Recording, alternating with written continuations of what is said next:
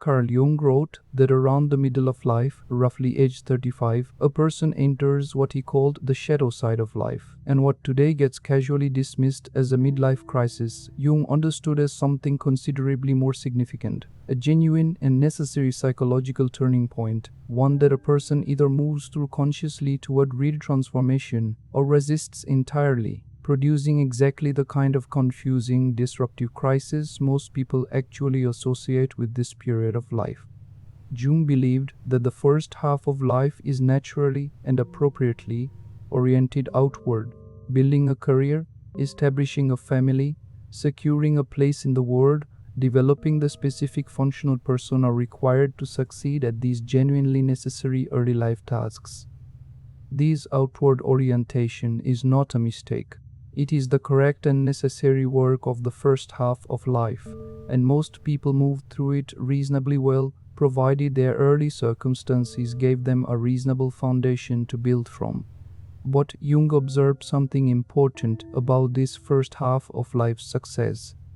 The very persona built to succeed at these external tasks inevitably leaves considerable parts of a person's actual full potential undeveloped and unexpressed, since no single persona, however successful, could ever fully express a person's complete psychological potential all at once.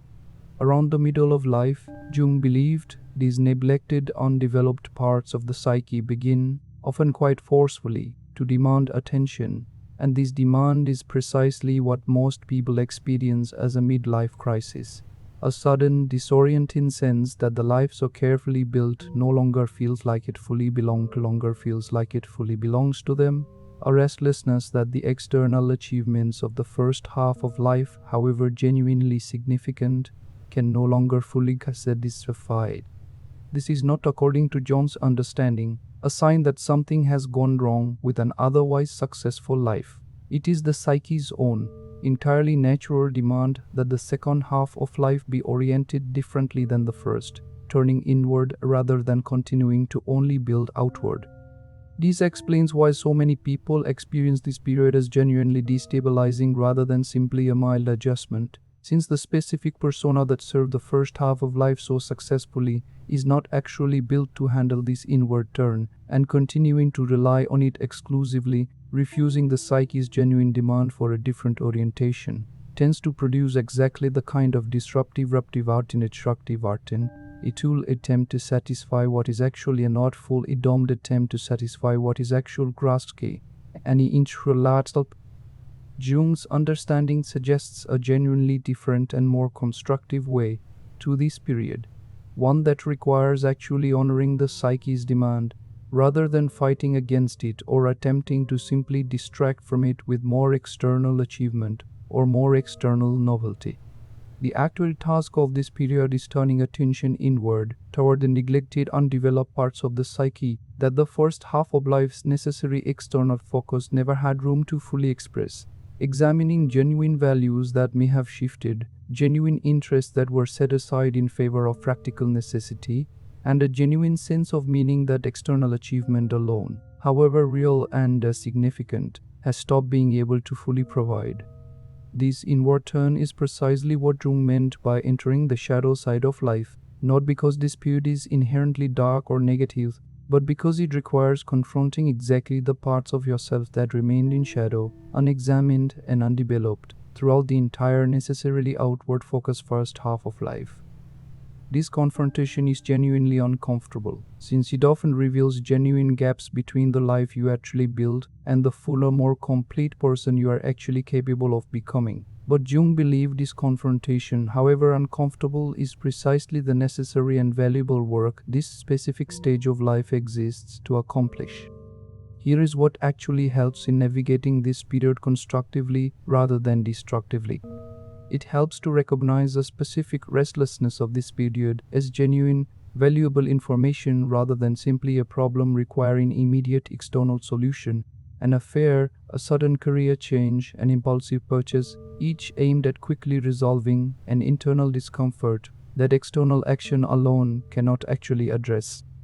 The genuine work of this period requires actual honest inward reflection, examining what has genuinely gone unexpressed, throughout the first half of life, and finding real, considered ways to bring these neglected parts into your actual ongoing life, rather than either suppressing this demand entirely or acting on it impulsively, without genuine reflection. There is a second thing worth naming, since it offers real reassurance rather than only more difficult inner work. Jung believed that a person who moves through this period consciously, doing the genuine inward work it actually requires, tends to experience the second half of life as considerably more meaningful and more genuinely satisfying than the first. Since this second half becomes oriented around a fuller, more complete expression of who you actually are, rather than only the necessary functional persona the first half of life required you to build.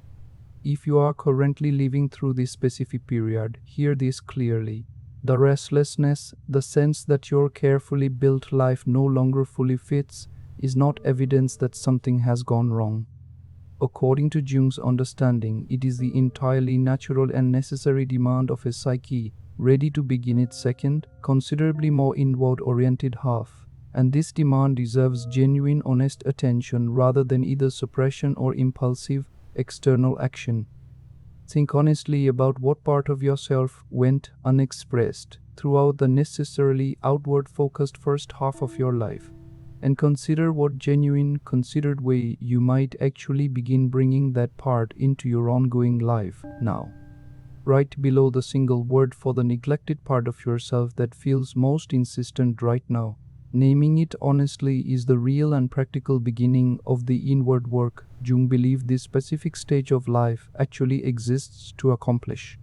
Because the restlessness of a genuine midlife crisis was never, according to Carl Jung's understanding, evidence of a life gone wrong. It was the psyche's entirely natural demand to finally turn inward, and honoring that demand consciously rather than fighting or fleeing from it was always the actual necessary work this period of life exists to require of you.